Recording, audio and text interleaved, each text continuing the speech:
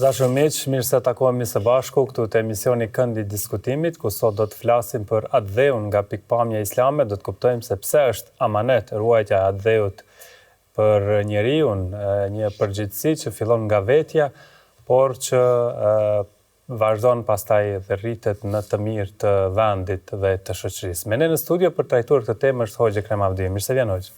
Mirë se takohemi Bujar. Hoxha, atë-dheu është një fjalë e madhe, por edhe me kuptim të madh. Por si e koncepton Islami çështjen e atë-dheut? Pse është esenciale ajo dëshira për të dashur pra atë-dheun? Bismillahirrahmanirrahim. Alhamdulillah wassalatu wassalamu ala rasulillah. Bujar, janë do gjana të cilat janë të dashura për njeriu në mënyrë të natyrshme. Dhe për shkak të kësaj, mbase askush nuk e ka marrë mundimin me thonë për kufizime. Mes tjerash, për shembull, pse njeriu e don vendin e vet. Për shkak se në këtë vend peshon marand, në këtë vend ka vlerë. Në këtë vend i ka marrë hapat e parë kur ka fillu me ecë, këtu e ka njoft babën, nonën, familjen, rrethin e gjan. Këtu është rrit, është ngrit, është arsimu, ka bo karrierë, edhe të gjithë ata të cilët pastaj si rrjedhoje rrethanave, rrjedhjes së tyre, ne themi edhe si rrjedhoje caktimit dhe zgjedhjes së krijuesit fuqiplot, është dashur me marrë rrugën e braktisjes së vendlindjes, edhe të atë-dheut, që i themi ne rrugën e gurbetit, edhe ata të gjithë ndihen të papërmbushur për shkak të kësaj mungese. Pra, ta duash vendin tanë, është e natyrshme, ta duash popullin tanë, është e natyrshme, tua duash të mirën, edhe atë-dheut edhe popullit tanë, prapë është gjë e natyrshme, në asnjë mënyrë nuk nënkupton se nëse e don tëndën kime urrejt huajën, e don tëndën kime tregu respekt për të huajën, derisa ajo është në suazat normales, ndërsa kime u bë rezistent ndaj të huajës, derisa ajo e cenon atë që është e jotja. Pra, ne historikisht si rrjedhoj e dashurisë për atë-dheun edhe për vendin edhe për kombin, kemi bë si popull, si komb, kemi bë sakrifica të ndryshme, kur njëherë nuk kemi qenë dhunues, agresor, zullumçar, e kështu me radhë, gjithmonë aktivitetet, luftat, rezistencat, angazhimet dhe sakrificat që i kanë bërë njerëzit tanë, i kanë bërë gjithnjë të prirë vetëm nga atë-dhe dashuria, nga dashuria për të vetën, jo nga urrejtja për të huajën. Megjithatë, gjithë ato angazhime, gjithë ato lufta, gjithë ajo sakrificë, normal aty ka pas edhe dhunë, për shkak se mbrojtja e vendit nuk bëhet pa e përdorë dhunën. Nëse sulmohesh me dhunë, mbrohesh me dhunë. Nëse sulmohesh me fjalë, mbrohesh me fjalë.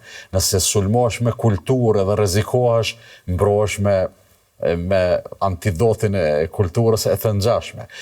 Si rrjedhoi e kësaj, pra, pejgamberi sallallahu alajhi wasallam e deshe atë-dheun e vet, për arsye se nganjëherë lindin disa keqkuptime të dyja anëve, shmangje e dyanshme nga rruga e qëlluar, nga rruga e natyrshme të cilën Islami e promovon. Disa mendojnë se nuk kemi nevojë ta duam vendin ton, disa, si me thonë, shkojnë ndoshta në skajin tjetër edhe atë dashuri e shprehin jo detyrimisht ashtu që duhet me shpreh. Unë personalisht jam idhtar dhe vazhdimisht kom bë apel atë dashuria nuk duhet të jetë nacionalizëm i tepruar. Kjo është një, nacionalizëm nuk duhet të jetë nacionalizëm fare. Pse të jetë nacionalizëm? Për arsye se një pjesë jo e vogël e njerëzve këtë punën e nacionalizmit e manifestojnë me një dozë të shtuar, saqë kalon edhe në shovinizëm, edhe kalon në urrejtjen e tjetrit. Por megjithatë këtë nuk dua ta bëj temë, mbase edhe është e rëndësishme të bëhet temë, po unë po dua të them kështu. Si me dash vendin? Nëse jemi si e don vendin? Po, nëse jemi atë-dashës edhe patriot, edhe çfarë do lloj shprehje e cila e ka vendin këtu në këtë bisedë. Do të ishte përkeqardhje që manifestimi kryesor të jenë vetëm aktivitetet e 28 nëntorit ose të 17 shkurtit, ose të 5, 6 e 7 marsit. Po e përsëris edhe njerë për të mos lënë hapësirë me u keq kuptu. Do të ishte përkeqardhje nëse patriotizmi ynë dhe dashuria jonë do të manifestohej vetëm në këta tre jubilej, që i bie 5 ditë në vetë. 28 nëntor, 17 shkurt, 5, 6, 7 mars. Ku janë 360 ditë të tjera të vitit. Edhe a është atë dashuria jonë e dëshmume, vetëm nëse i varim flamujt, që realisht është praktike dhe është protokoll i festave të ndryshme që të stolisen edhe ndërtesat, edhe rrugët, edhe kështu me radhë me flamuj përkatës. Ama është kryesorja, a e kemi përmbush obligimin edhe detyrimin, borxhin cilin ja kemi atdheut edhe ja kemi rrethit edhe shoqërisë edhe kombit, a e kemi përmbush nëse e lëm vetëm në nivelin e simbolikës, pa dyshim që jo. Kjo na sjell të një, me i thonë konkluz, po e konsideroj vetën jo shumë kompetent për me bë konkluza, po megjithatë ne garën, kompeticionin, se cili është më patriot dhe më adëdashës, duhet ta bëjmë, duhet ta kthejmë tash në të arriturave tanake, kush më shumë po avancon në aspektin akademik, ose në aspektin profesional, ose në aspektin e profilit, qoftë edhe i zanatit edhe i punës të thjeshtë. Për te i kësaj, kush më tepër po e ruan dhe po përkujdeset për familjen e vetë. Po e edukon atë në frymën e mirëfillt, ashtu që secili antar i familjes pastaj të bëhet një pjesëtar dobiprorës i shoqërisë. Pastaj kush prej neve më tepër po e ruan edhe po e mbron pronën e përbashkët edhe gjithë ato të cilat i kena të përbashkëta, e që realisht këtu e kemi një ngecje të madhe për shkak se atë të përbashkëtën neve akoma nuk kemi arrit ta konsiderojmë si tonën. Një farë mënyre në një ndërdije tonën akoma të përbashkëtën e kemi si të huaja. Mbase e kemi trashëguar si mentalitet nga e kaluara në cilën kemi jetu deri në kohën e çlirimit. Megjithatë, konkurenca jonë në atë dhe dashuri edhe në patriotizëm le të jetë kjo. Kush po e ngrit veten, familjen, kush po e rregullon shoqërinë, edhe kush tash unë si hoxh po du me e dhënë edhe një gjë, me përcjell një mesazh cilin na e kalon në trashëgimi vetë i dërguari Allahut Muhamedi sallallahu alaihi wasallam. I ka thënë Ebu Hurajrës, mbajnë mend, aplikoje edhe përcjellja u tjerëve që ta aplikojnë jetën e tyne. Dëshiroja u njerëzve atë që ja dëshiron vetës do t'jesh musliman. Dëshiroja u vetës, atë që ja dëshiron vetës do t'jesh musliman. Të tjerëve në këtë rast, po. Po, dëshiroja të tjerëve, atë që ja dëshiron vetës, po. E kjo nënkupton edhe anën e kundërt të kësaj edhe pse nuk është thonë, urreje për të tjerat atë që urren për vete. Edhe tash derisa e ke këtë ndjesi të mishruar në shpirtin tënd, edhe në zemrën tënde. Kjo, si me thonë, është pa mundësia për të vepru. Për arsye se nëse ke mundësi të veprosh, atëherë ajo dashamirësi do të jetë praktike. Ajo urrejtje e të keqës prap do të jetë praktike, që në një farë mënyrë këtu na paraqitet një dimension tjetër, e ajo është se ai i cili ka obligim t'ia dëshirojë tjetrit të mirën, sikurse e dëshiron për vete, ai në rast mundësie duhet të veprojë për t'i bërë mirë tjetrit, ashtu sikurse vepron për të mirën vetanake, për të mirën e familjes e kështu me radhë. E gjithë kjo pastaj na çet në një fushë tjetër të patriotizmit dhe dashurisë, ajo është humanizmi. Të bojmë mirë tjerëve edhe atëherë kur na duket se juridikisht ose formalisht nuk u kemi borxh. Me ardhë dikosh edhe me na lyp diçka. Hajtë themi të fillojmë për rrethit ngushtë, dikush i familjes ose i farefisit, ose dikush nga fqinësia, nga kojshillaku. Me lyp një ndihmes çfarë do të qoftë ajo, materiale ose jo materiale, ne duhet me shumë kënaqësi të ngritemi për të ja ofruar derisa e kemi atë mundësi. Nuk duhet ta konsiderojmë si barr, madje nuk duhet ta konsiderojmë as si po s'ta kam borxh, po mbas edhe ja ke borxh. Për arsye se lidhja e gjakut edhe lidhja farefisnore, po edhe fqinësia, janë celulat e vogla të formimit të një shoqërie të mirëfillt, ndaj cilës përkatësia sjell edhe obligime. Nëse i thu vetës, unë jam pjesë unë jam pjesëtari një familje të madhe, të fuqishme, me ndikim të pasun, e kështu me radhë. Do thë kjo është benefit. Ke rol edhe përgjegjësi. Po, kjo është benefit, po benefiti gjithmonë e ka edhe anën e kundërt që është ana e përgjegjësisë dhe obligimeve. Nganjëherë njerëzit dinë me thonë, unë e kam kojshiun, e kam filanin, po, ama edhe një filan tjetër cilën njerëzit nuk e njohin, ki obligime, derisa ti po identifikohesh me një filan, atëherë edhe me këtë tjetrin duhet të jesh dobiprorës edhe për te, se funit sprova e të gjithë neve në radhë parë si njerëz, është që të jemi të dobishëm për rrethin, më i miri prej njerëzve, më i dashurit e Zotit, është ai që më i miri, njerëzit ja shohin hajrin mos tepërmi, pastaj si musliman e kemi obligim që mi u bë mirë njerëzve, të paktën mi u dëshiru të mirën edhe mi u urrejt të keqen, edhe unë menoj se atë dhe dashuria edhe patriotizmi që shtu kultivohet. Prap po du me insistu edhe me nënvizu, nëse për një mend bujar e lom vetëm në valvitjen e flamujve edhe në gjëra formale cilat s'kam kur gjo kundër stolisjes edhe aty në protokolleve që jenë të parapame në këtë aspekt, por mja bo vetës pyetjen, çka na bojnë më të pasun, ose më të ngritun, ose më të ditun, ose më të devotshëm, ose më të përkushtuar, ose më patriot, ose më simbolikat. Po. Dhe hoxh, çështja e adheut, a konsiderohet si çështje shpirtërore, si çështje e besimit, apo është përgjegjësi morale?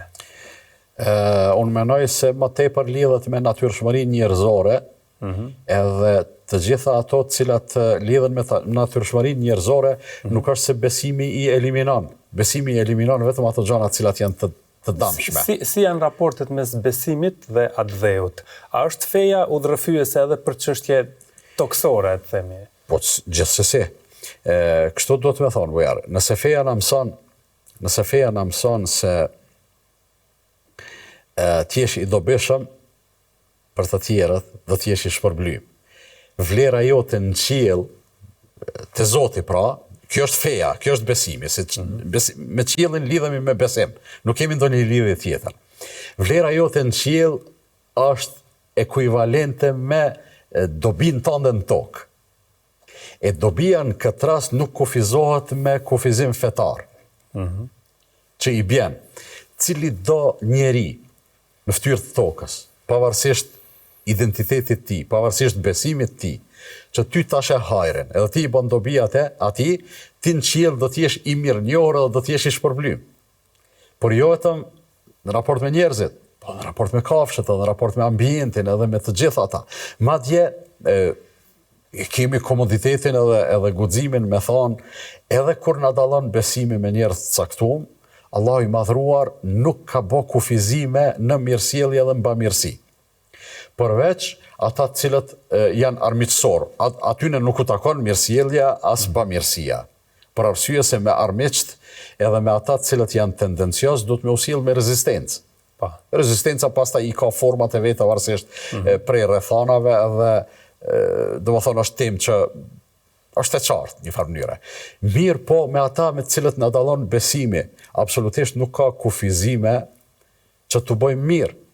La yanhaakumullahu anil ladhina lam yuqatilukum fid din wa lam yukhrijukum min diyarikum an tabarruhum wa tuqsitu ilayhim inna Allaha yuhibbul muqsitin. Allahu i madhruar thot kështu, Allahu nuk ju ndalon që atyre të cilët nuk ju luftuan fe edhe nuk ju përzun nga shtëpit tuaja, që të bëni mirë edhe t'jeni korrekt me ta, se Allahu i don korrektit. Njerëzit që janë korrekt, Allahu i madhruar i don. E korrektësia nuk është vetëm me të afërmin. Korrektësia nuk është vetëm me atë që lehtë merresh vesh, me atë që komunikon me komoditet. Jo, korrektësia në radhë të parë manifestohet ose në nivel të avancuar, do të thoya. As me një komunitet të caktuar, pra. Jo, korrektësia bujar manifestohet atëherë kur nuk është në përputhje me ëndjen tënde, me egon tënë, me pasionin tënë, me dëshirat tua, korrektësia kur në një farë mënyrë nganjëherë edhe mund të mos bie ty mirë. Po korrektësia megjithatë është e shejtë. Dëshira ime ose interesi im kur gërshetohet me korrektësia dhe drejtësia kanë përparësi gjithsesi. Andaj të gjitha këto edhe dallimet tjera që i kemi në shoqëritë tona, absolutisht nuk duhet të jenë pengesë që ne të frymojmë së bashku, të komunikojmë së bashku, të jetojmë së bashku, t'i bëjmë punët e dunjas së bashku, pa komplikime dhe pa komplekse, duke rrujt gjithmonë pastaj atë identitetin e secilit. Deri këtu, unë menoj se jemi shumë komod për të bashkjetu. Për të i kësaj, kur vijem pyetje identiteti i kujt do, atëherë aty duhet të tregojmë respekt. Edhe secili, unë nuk do të ndiesha mirë nëse ndonjë pjesëtar i një besimi tjetër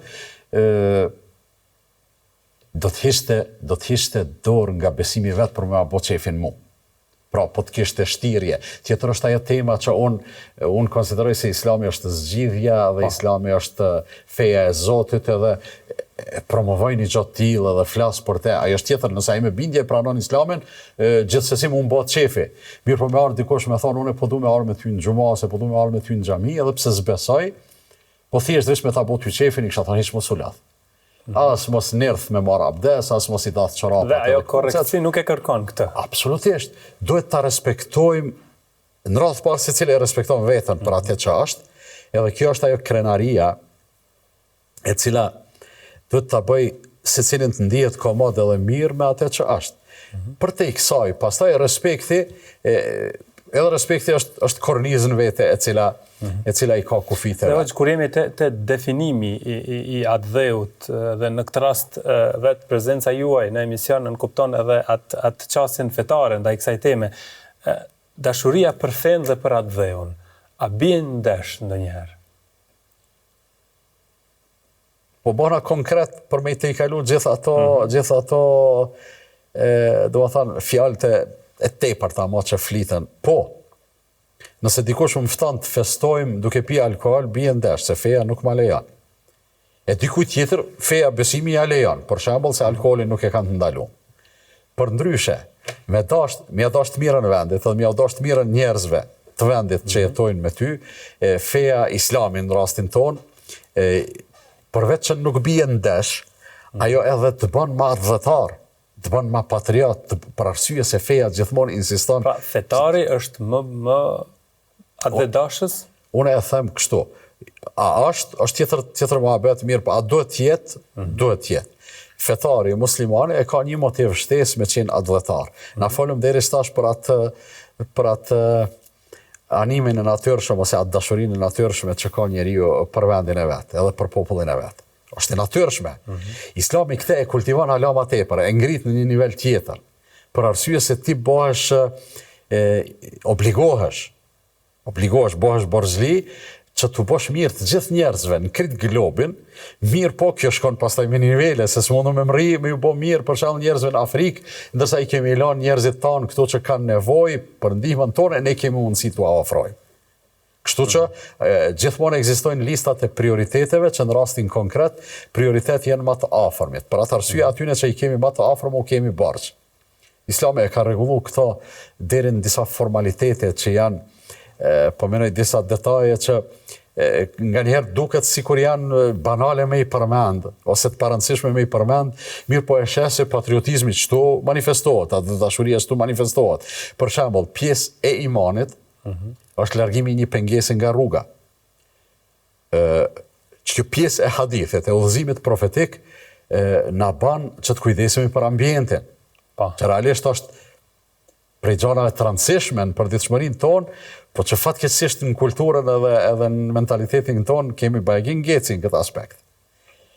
Tjetra, Islami na mëson se nëse po e zom me një person të lidh edhe gjaku, edhe besimi, edhe gjeografia, ndaj që ati personi i ki 3 lloj obligime. Obligimi i gjakut, obligimi i besimit edhe obligimi i fqinësisë. Nëse me një person të lidhin 2 ose 1 prej këtyne prap ka obligime. Do të thonë të gjitha rrethanat nuk vije mungesa e detyrimeve sipas Islamit, nuk vije do të thonë përballë urrejtjes. Për arsye se nuk ja zën vendin urrejtja pa mundësisë tonë për me ofru ndihmë të gjithë njerëzve të globit. Nuk qëndron urrejtja përballë kësaj. Përballë kësaj qëndron pamundësia, qëndron një ndihmesma e kufizume, edhe alternativa e fundit në cilën besimtari musliman edhe nuk bën me ra, është dashamirësia. A din sa njerit për shembull nuk mundesh me i ndihmu, po mundesh me ia dash të mirën. Edhe nëse ja don të mirën, ti e konfirmon të qenit tonë musliman. Se kështu thot pejgamberi sallallahu alajhi wasallam, duajau, dëshirojau të tjerëve atë që ja dëshiron vetës, do të jesh musliman. Bani mirë fëqinjit, do të jesh besimtar. Do të thonë janë udhëzime këto që kreet kjo përkthehet edhe në suaza më të gjera. Po dua të them bujar me këtë se gjithë këto citate, ajetet shumëta, hadithet panumërta, gjithë kjo etik, të cilën Islami e ka strukturuar jashtëzakonisht bukur, të gjitha këto janë në shërbim të kultivimit të atë dashurisë edhe patriotizmit. Edhe për këtë arsye pastaj unë them edhe e ndi vetën shumë komod në këtë deklarat, unë si besimtar musliman e kam një motiv shtesë për me e dashtë këtë vend, edhe e kam një motiv shtesë brenda mundësive të mia, me u ndihmu njerëzve, ose të paktën me u dashtë mirën edhe me u urrejt të keqen. Po pra, sepse njeriu që ka dinjitet, ai edhe e do vendin e tij dhe asesi nuk vjen shprehje për buzja ndaj vendit. S'ka mundësi, shef, ta duash vendin tënd, edhe ta duash të mirën njerëzve tu, nuk ka alternativë. Si të dash për kësaj kornize, mundesh me u bë e rënd ka me tingëllu kjo që do të them.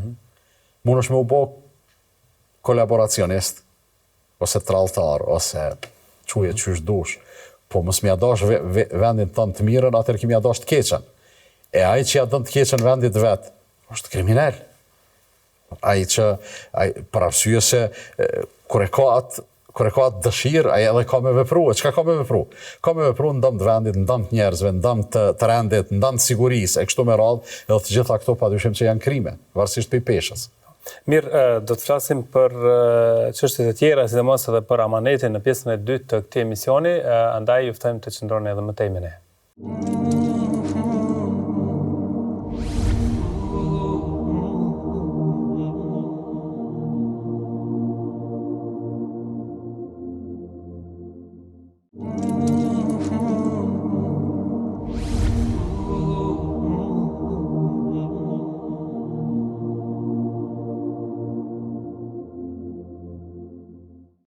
Dashur miq, po shoqëroni me emisionin Këndi i Diskutimit, me Hoxhën Ekrem po flasim për atë-dheun dhe çfarë është pikpamja islame, pra fetare lidhur me atë-dheun dhe pse duhet ta ruajmë atë. Ndërkohë Hoxhë, do doja tani pak të ndalemi tek ato të mirat që i marrin prej vendit, që janë të shumta. A lidhet dashuria për vendin edhe me mirënjohjen për këto të mira? Po, Zoti i gjithësisë ka kriju njeriu krijesë e cila nuk mund të jetoj përveç se në shoqëri. Krijesë në të cilën dominon ajo ana sociale. Duke qenë kështu, njeriu ka nevojë jo vetëm për të mirave tanake. Le të jetë pasuri, shtëpi e mirë, pronë, biznes, çka do të qoftë. Për te i kësaj, ai ka nevojë për njerëz me cilët ka me nda dhe të mirën edhe të keqen, duke qenë se jeta është me sprova. Të këndshme dhe të pakëndshme. Të gjitha këto pra kemi nevojë t'i ndajmë me të tjerët për rreth neve, edhe duke qenë kështu, vendi që na i ofron këto, edhe ambienti, edhe njerëzit që na rrethojnë, pikërisht aty ne u kemi borxh për arsye se është benefit të jetosh e të bashkëjetosh me njerëz me të cilën e ndan edhe të mirën edhe të keqen. Për te i kësaj, është ajo pjesa që e përmenda Kalim, thima herët, ajo e përbashkëta, ajo e mira e përbashkët. E mirë e përbashkët është rruga, është shkolla, është spitali, është xhamia, është siguria, për cilën kujdeset dikush na flajmë rahat, duke e ditë se kemi ushtri e cila i ruan kufit edhe kemi policia e cila e mbron rendin. Do të thonë, krejt këto janë të mirat të përbashkëta, cilat paramendo sikur të mos ekzistonte ky rend, edhe kjo siguri, qysh do të jetonim, qysh do të flinim, qysh do të rrinim në shtëpitë tona, Mbase secili prej neve pastaj do të duhej qoftë edhe pjesërisht me e lujt rolin edhe të ushtarit edhe të policit edhe me pas një armë afër vetes edhe me u kujdes mos po na cënon dikush. Pse se bojmë këto? Pra që ju s'kemi nevojë se është e rregulluar me institucione, është e strukturuar ç'është duhet. Andaj të jetosh një vend. Dhe ju po përmendni disa gjëra që janë jetike për një vend, ndërkohë ka njerëz që gjejnë hapësirë të thonë se ç'ka më dha ky vend mu, derisa unë dha shumë për të. Bujar, do të me thonë edhe kështu, njerëzit të njëjtën gjë e thonë edhe për Zotin. Thonë, ç'ka më dha Zoti mu që unë të falem, për shembull. Tash njerëzit e këtillë është problem me argumentu, mbase me pas sabër edhe kohë, do të mi çdo pyetje që t'ja bësh, ata mundet m'ja u çel syt nëse nuk kanë ngarkesa. Ju çfarë përgjigje keni në këto raste kur bën krahasime të tilla? Ne mundëm shumë kollaj me gjetë përgjigje. Ata marrim një ujen, një shembull. Në të kaluamën, prindtë e mi e kanë mri kur s'ka pas ujësjellës. Kanë jetuar në fshat, edhe janë detyruar me shku kush e di sa larg shtëpisë për me bartë ujë. Me bartë ujë për pije, për lamje, për zimje, për këtë për pastrim, për çka është nevojit ujë. Tash ti zgjohesh në mëngjes edhe momentin që i hap syt afrohesh te kroni, te çezmja edhe e lëviz varësisht për çfarë lloji të rubinetit ki. Edhe automatikisht ki ujë të ftoftë, ki ujë të nxehtë. Tash ai ujë ka po vjen, pik pe qiellit.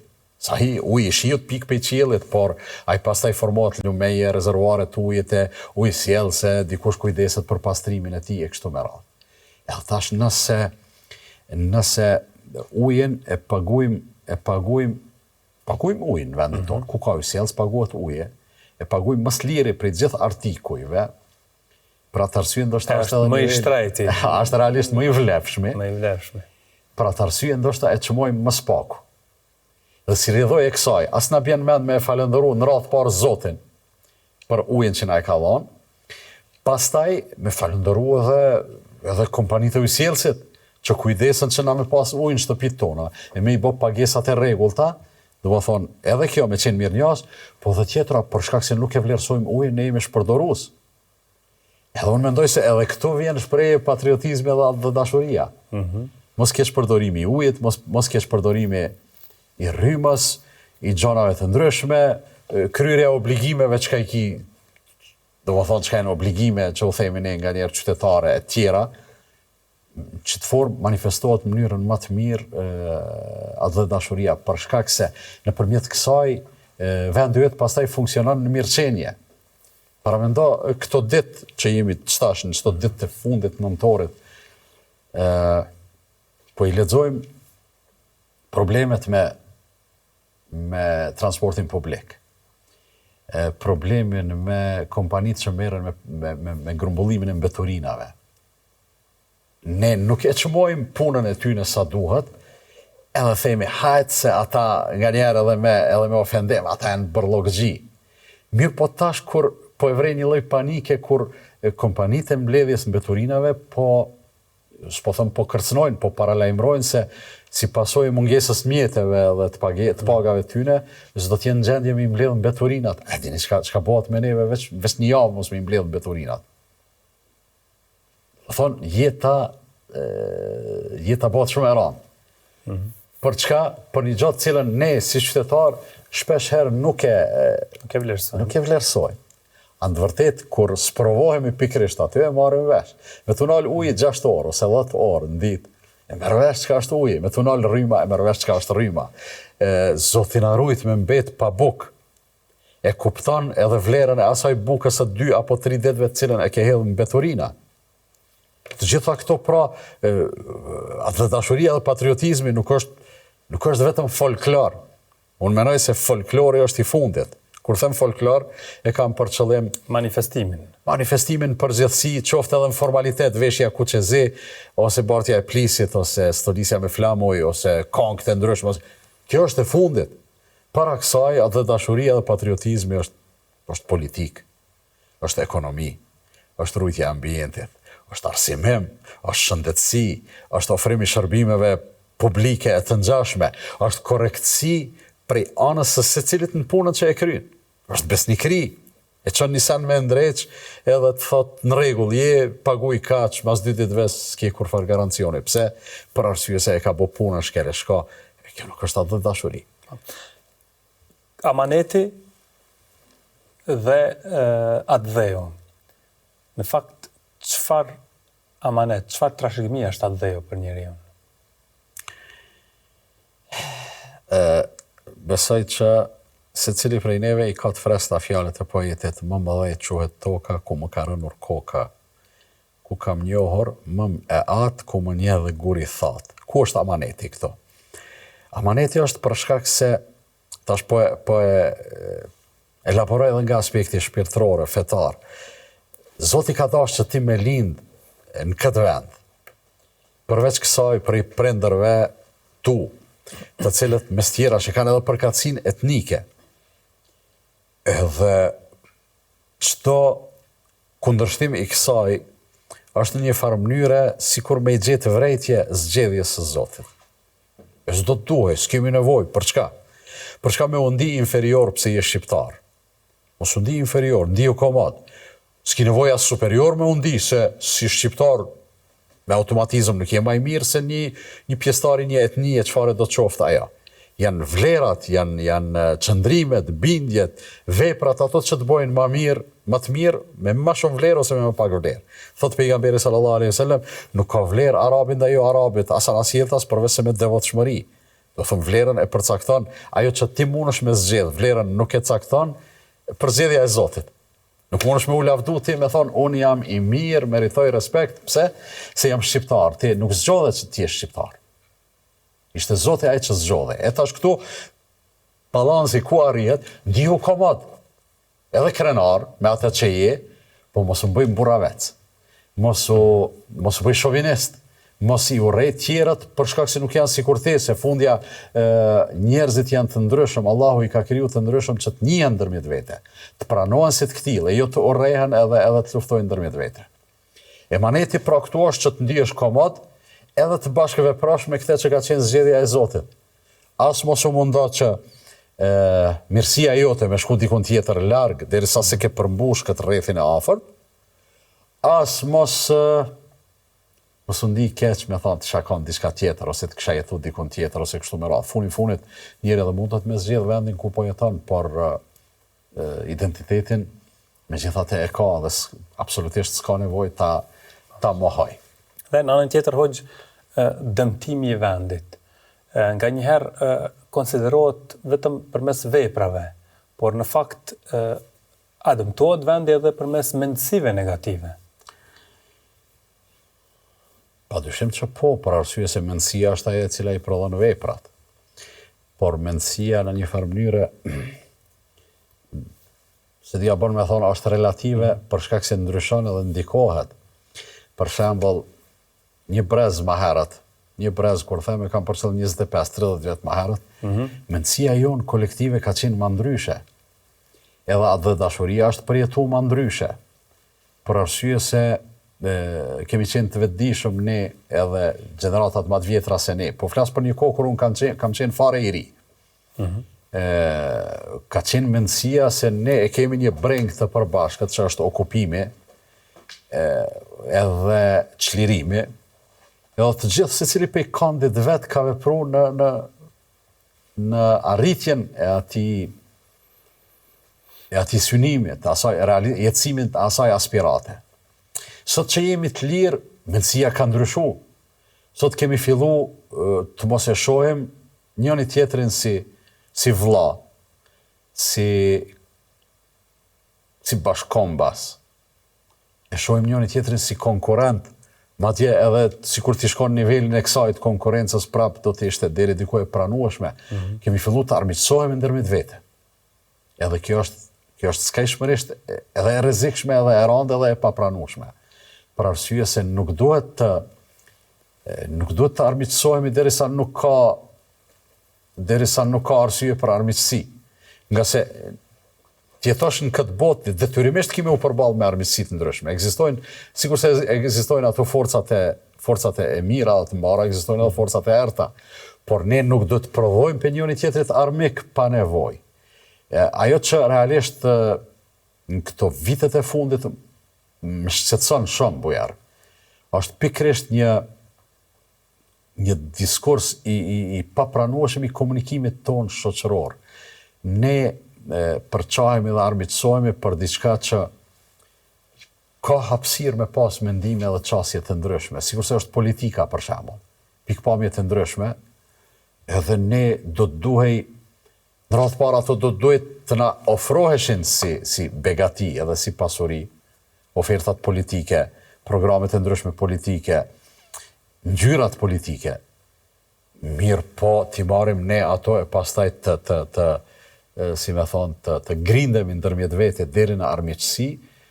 Kjo është një situatë shumë e pakëndshme, e cila nëse nuk ndalet këtu, edhe nëse ata që unë i bëj përgjegjës për këtë situatë janë politikanët, nuk i bin vetit të masë edhe nuk vetëdijsohen që ta përmirësojnë gjuhën e komunikimit ndërmjet vete edhe me masën, të mos etiketohen, të mos ofendohen, të mos quhen nëse si je me mu, je tradhtar, nëse je kështu, je me ata, me kështu me radhë.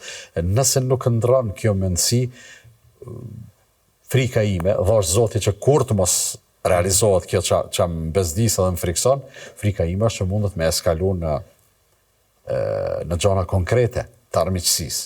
E ato pastaj do t'jenë gjithsesi me pasoja, por do t'jetë vështirë edhe me i majtë në kontroll. Dërsa derisa është akoma kështu, mendoj se politikanët tanë duhet të pajtohen ndërmjet vete. Le të garojnë me programe, le të kritikojnë çka do të qoftë. Jo, ajo çka po thua, ajo është e parealizueshme, është e dëmshme kështu. S'ki nevojë me çujt tradhtar njerin, s'ki nevojë me çujt çapo dio. Dhe në anën tjetër hoqë si na mëson feja që ta ruajmë atë ekuilibrin mes kritikës për padrejtësitë që mund të ketë vendi, por edhe ruajtjes së respektit për atë dheun. Në radhë të parë, feja e promovon vetë mohimin.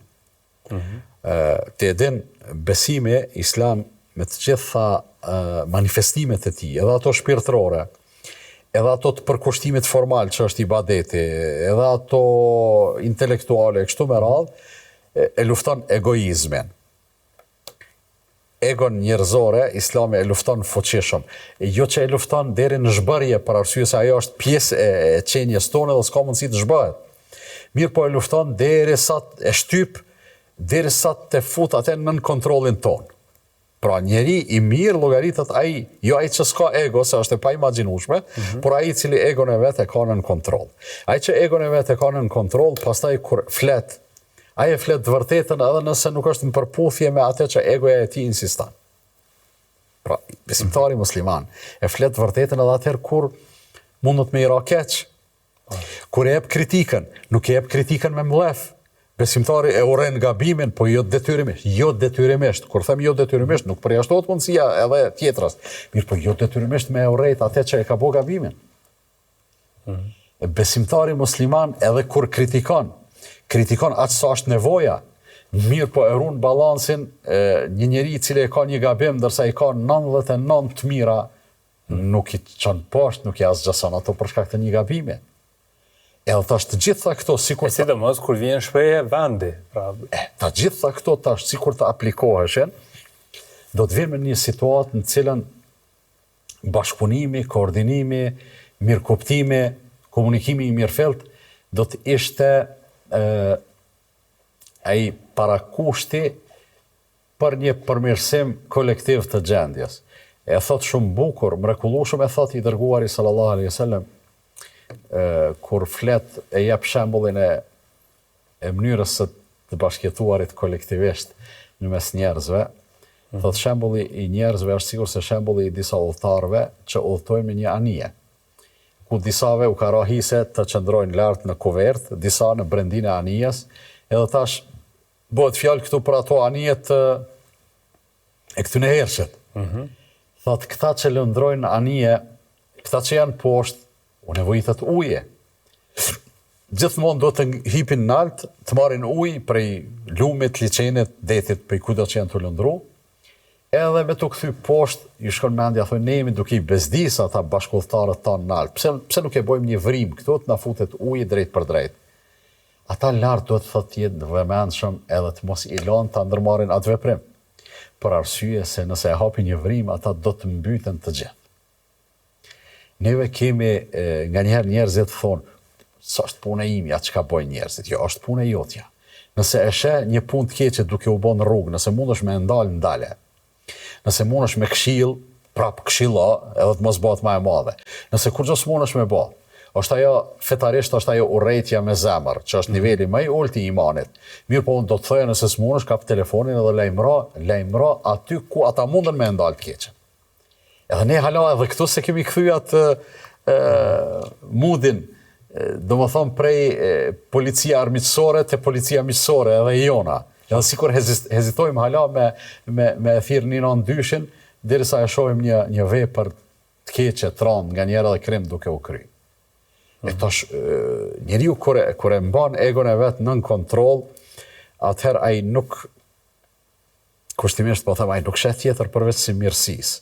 Edhe kur e sheh mirësinë, ai prapë e sheh atë në dy forma. Interesin personal edhe interesi i përgjithshëm. Nëse eventualisht vinë ndesh edhe gërshetohen, je përparësi interesit të përgjithshëm. Nëse nuk vinë ndesh, se në shumicën e rasteve ato hecin, po menoj sokaku ku unë edhe ti banojmë, nëse është i pastërt, ai është edhe interes personal, edhe individual, është kështu apo jo? Do të thonë nuk vinë ndesh, por nëse eventualisht unë do të me shpenzu pak mjete për me majt pastër, s'prish punë bre. Absolutisht nuk ka gjatë keqe. Në këtë rast, unë u shpenzova pak, ose shpenzova pak kohë të paktën, mirë po ambienti i përgjithshëm u boj mirë, përfitojnë të gjithë. Dhe hoqë edhe një temë që zakonisht në shoqërinë tonë është ndjeshme, është çështja e emigrimit, e shpërnguljes. Si e trajton feja këtë aspekt, pra të shpërnguljes, dhe a ndikon largësia në zbehjen e dashurisë për atë dheun? Ujar, kjo temë jo që është ndjeshme, por është shumë e dhimbshme. Për arsye se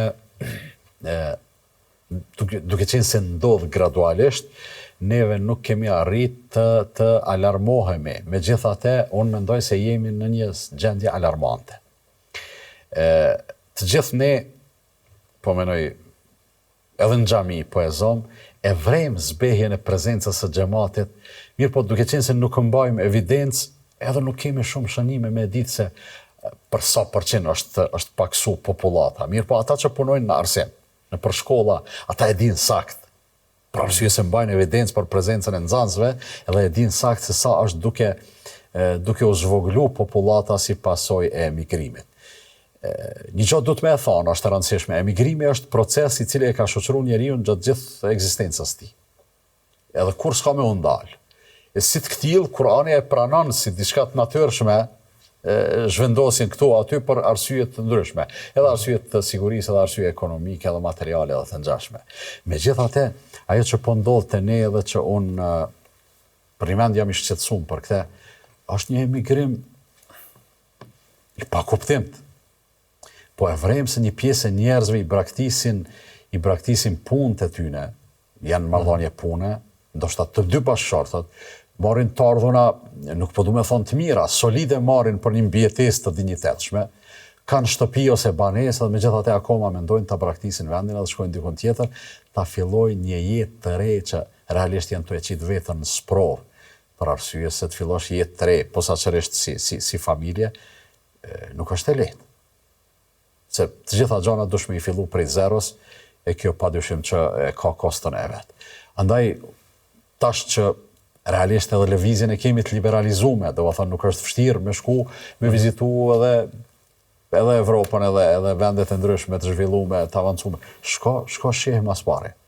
Mos u ngot me marr vendimin me thonë ta braktisi këtë vend, për arsye se me gjithë vretjet që i kemi, me gjithë dëshirat që i kemi, unë mendoj se ky vend po bëhet i jetueshëm, po bëhet i këndshëm për të jetuar. Ska hapësirë për zhgënjim. Absolutisht jo. Absolutisht jo. Shef, ne do të bëjmë mes tjerash edhe krahasime, nga se nganjëherë e mira po na çon pesh. krahasu me para 99-s. Ka pas njerëz të pasur në Kosovë, pak kanë qenë, po as ata nuk kanë mujt me shiju pasurinë e tyre për shkak të mungesës sigurisë. Ndërsa sot kretë çka ki e shijon për shkak se e ki sigurinë në radhë parë, jetu në vendin tanë, del ditën, natën, shkon andej, askush nuk të pyet ku po shkon, pse po shkon. Pra, vendi jonë është i jetueshëm, është i këndshëm për të punu, për të investu, për kështu me radhë.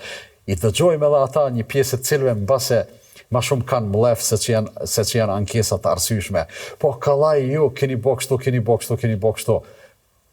Po në dhe tjo vlla se ka mundësi sot. Ashtu sikur se kanë punuar shumë të parët tanë. Sot, jo, të parët tanë kanë punu shumë. Nëse bëjmë krahasime, sikur në mirëqenje, ashtu edhe në kontribute. Ka mundësi me punu. Sot ka mundësi me punu në Kosovë, problem punëtor me gjetë.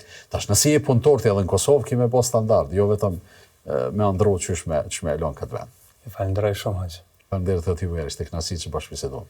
Të dashur miq, kaq për sonte sa i përket emisionit Këndi i Diskutimit. Shumë faleminderit që na ndoqët. Mirëmbëjtje.